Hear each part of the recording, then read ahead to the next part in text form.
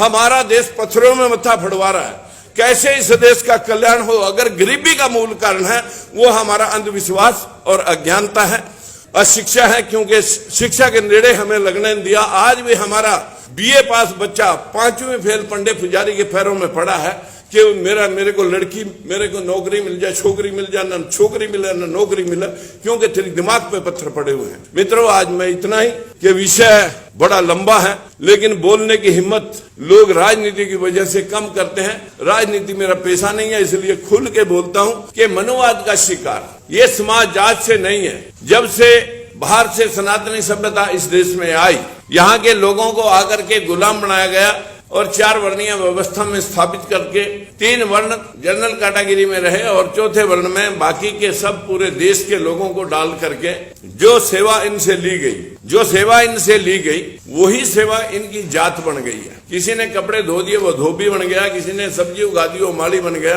किसी ने दूध पैदा कर दिया वो गुज्जर ग्वाला बन गया, और किसी ने लोहे का औजार बना दिया लुहार बन गया, किसी ने मिट्टी का बर्तन बनाया वो कुम्हार बन गया। जो जातियों में जो काम हमसे लिए गए वही हमारा पेशा बन गया, वही हमारी जाति बन गई। आज जातियों में 6743 जातियों में बंटा हुआ है समाज। राजनीतिक, सामाजिक, आर्थिक अपेक्षाओं का शिकार है। हमें नहीं लगता ये कब सुधरेंगे, कब इन लोगों को अकल आएगी। लेकिन हमारे जो बुद्धिजीवी वर्ग है, जो आज यहाँ ऑडियंस बैठी है, मैं दावे से कह सकता हूँ कि ये लोग वो लोग हैं जो अपनी लेखनी के भी माहिर हैं और अपनी स्पीकिंग के भी माहिर हैं। तो मेरी आप सभी से हाथ जोड़ के विनती है कि कुछ आप विचार रखना चाहते हो, मैं एक बुक्स लिखी है, उसके पीछे नंबर भी लिखे हुए हैं। उस बुक्स को पढ़ करके हमारे सभी भाई और बहन अपने विचार हम तक भेज सकते हैं, हम और उसमें अच्छा कार्य कर सकते हैं। कि क्योंकि मनुवाद ने पूरे देश को खोखला कर दिया।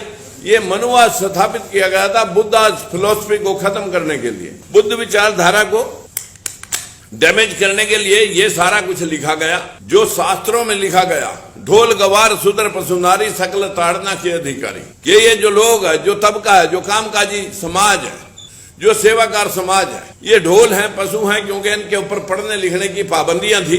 इन लोगों को समाज से बहुत बहिष्कृत रखा गया और ऐसी व्यवस्था बना दी गई कि इन लोगों का कहीं भी अस्तित्व खड़ा नहीं हो सका। और इन लोगों से यहाँ तक कहा गया कि जैसे ढोल को पीट के काम लिया जा सकता है, उसी प्रकार से शूद्र को, ग्वार को, पशु को, नारी को पीट के भी काम लिया जा सकता है। जो शास्त्र ये लिख रहे हैं, पूजिए विपर चाहे गुण सकल गुणहीन, मत पूजिए शूद्र को चाहे गुणों सुहीन। कितना भी गुणों से संपूर्ण शूद्र हो वो पूजनीय नहीं हो सकता, और सकल से भी ना हो, अकल से भी ना हो, कोई भी गुण ना हो उस विपर के अंदर, मनुवादी के अंदर एक भी गुण ना हो, वो हर हाल में पूजनीय है, क्योंकि वो ब्रह्मा के मुंह से पैदा हुआ है।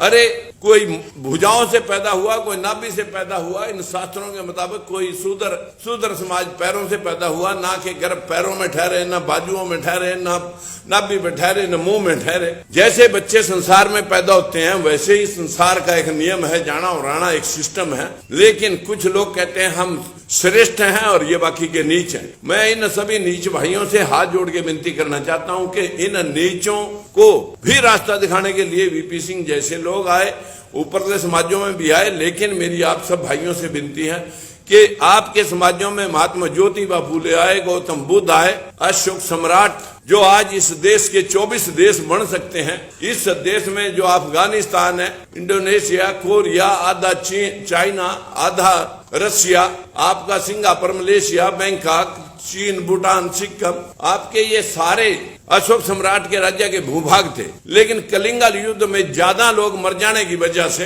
अशोक सम्राट ने तलवार फेंक के मानवतावादी संविधान को अपनाते हुए, और उन्होंने 84,000 स्तूप बना करके पूरे विश्व में अपने जीवन की लेखनी लिखी।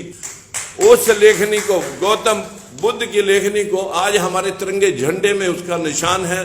धम्म चक्र जो है वो गौतम बुद्ध का है, हर नोट पे स्टैंप है, पार्लियामेंट पे आपकी मोहर है 4 शेरों वाली। लेकिन कहाँ हमारा समाज जान रहा है गौतम बुद्ध को, कहाँ हमारा समाज जान रहा है अशोक सम्राट को। उस वक्त जब उन्होंने युद्ध आगे ना करने का प्रण ले लिया तो उसके बाद 7 राजा और हुए मौर्य वंश की वंशावली में, और आखिरी राजा 10वां राजा बृहदत्त मौर्य का पुष्यमित्र शुंग के द्वारा वध करने के बाद अयोध्या बसाई 2200 साल पहले।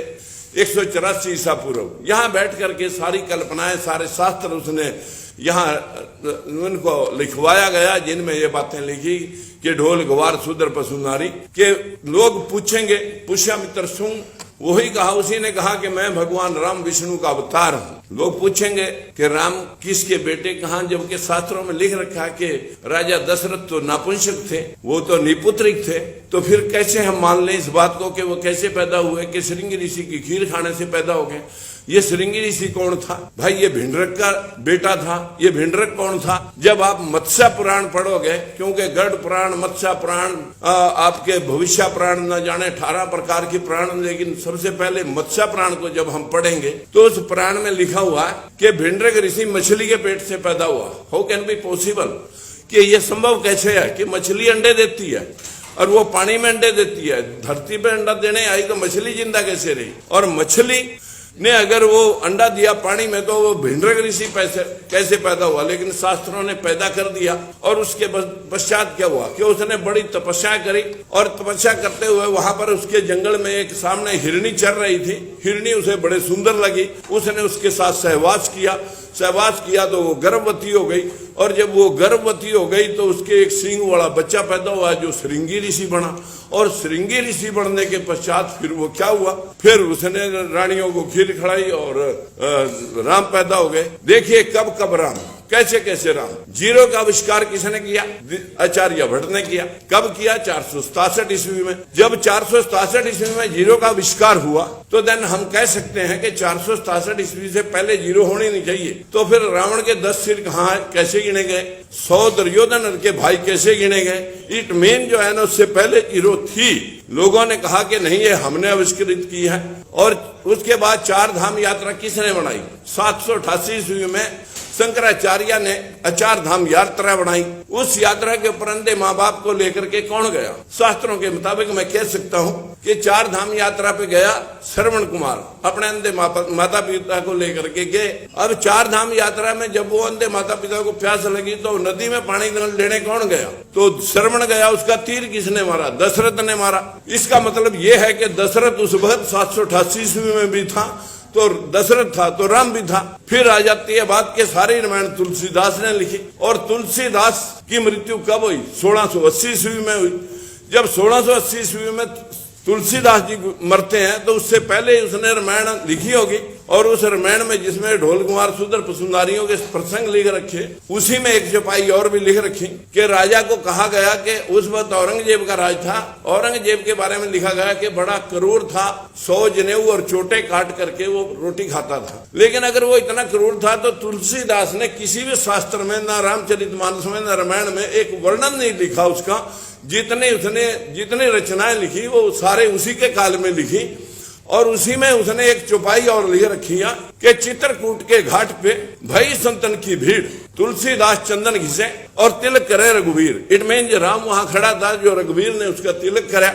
467 में राम, उससे पहले राम 788 में राम, 1680 में राम। कब कब राम? एक राम दशरथ का बेटा, एक राम घट घट में लेटा, एक राम दशरथ का बेटा, एक राम घट घट में बैठा, एक राम का शकल पसारा, एक राम दुनिया से न्यारा। कौन से राम की बात कर रहे हो? एक राम जिसको हम भगवान मानते हैं। Who is God? गॉड कौन है? गॉड मित्रों पंच तत्व है, सृष्टि का निर्माण जिससे होता है। भगवान जिसको हम कहते हैं, वैसे भूमि, जैसे गगन, वैसे वायु, ऐसे अग्नि, नैसे नीर, भय गय वह न। भगवान पंच तत्व जिसको पंडा पुजारी कहेगा कण कण में व्यापक है, दैट इज द ट्रुथ। ये कण कण में व्यापकता है। इसी बात को महात्मा फूले जी ने इन शास्त्रों के प्रति पूरा खुल करके लिखा। पेरियारी रामास्वामी ने लिखा, गाडगे साहब ने लिखा, नारायण स्वामी ने लिखा, तुलसीदास ने लिखा, कबीरदास ने लिखा, कबीरदास ने लिखा और गुरु नानक देव ने लिखा। कितने महापुरुषों ने लिखा? हमारे को कबीरदास कहते हैं कि तन की मालाएं छोड़, मन का फेर, पोथी पढ़ पढ़ जग भया, फिरा नहीं मन का फेर। अरे तन की मालाएं फेंक, मन का फेर। भगवान कहाँ है? भगवान तो आपके अंदर है। जो जिनको लोग नास्तिक कहते हैं, असल में वही आस्तिक जो असली जो परमार्थी हैं, जो असली आस्तिक हैं, वो नास्तिक जिनको लोग कह रहे हैं, जो ट्रुथ से वाकिफ हैं, जो सच्चाई पे चलते हैं। हमने कभी राजनीति नहीं देखी साथियों। इस राजनीति के पीछे, इस बैकवर्ड के पीछे, शेड्यूल कास्ट के पीछे 3 बार सत्ता छोड़ दी। सत्ता हमारा मोह नहीं ना, सत्ता हमारा कारोबार है। कारोबार हम अपने बाल बच्चों के माध्यम से इंडस्ट्री चलाते हैं। उससे पहले 4 रुपए की बाल मजदूरी कर रखी है। ये कोई जो है, ये मेरा कोई बाप दादा का कोई कारोबार नहीं था कि मैं राजनीति करके ही मतलब रोटियां कमानी है। मैं आप सभी से भी जानना चाहता हूं कि यदि आप चाहते हैं कि आप वास्तविकता से वाकिफ हो, तो मैं एक छोटी सी किताब आपको दूंगा, उस पे पढ़ के आप कमेंट देना, उस पे पढ़ करके आप अपना एनालिसिस हमारे को देना।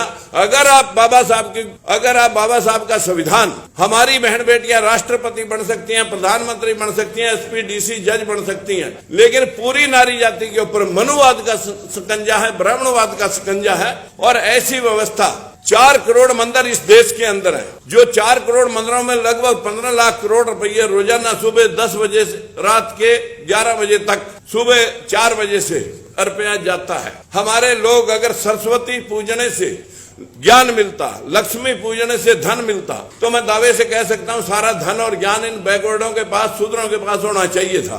America, England, Canada, Australia, German, Japan, चीन, रूस, दुबई में फूटी कोडी नहीं होनी चाहिए थी। जो 100% बुद्धिस्ट कंट्री है जापान, जो 1945 में नेस्तनाबूद कर दिया था, अमेरिका ने उस पर बम डाल करके नेस्तनाबूद कर दिया था। मित्रों, आज अमेरिका भी उसका कर्जदार है। छोटा सा कंट्री है जो 100% बुद्धिस्ट है। पूरे वर्ल्ड की टेक्नोलॉजी अगर 70% टेक्नोलॉजी हम कहें तो पूरी जापान की है। चाइना मल्टीप्लाई करके उसे विश्व बाजार में उतार करके कब्जा करे बैठा है।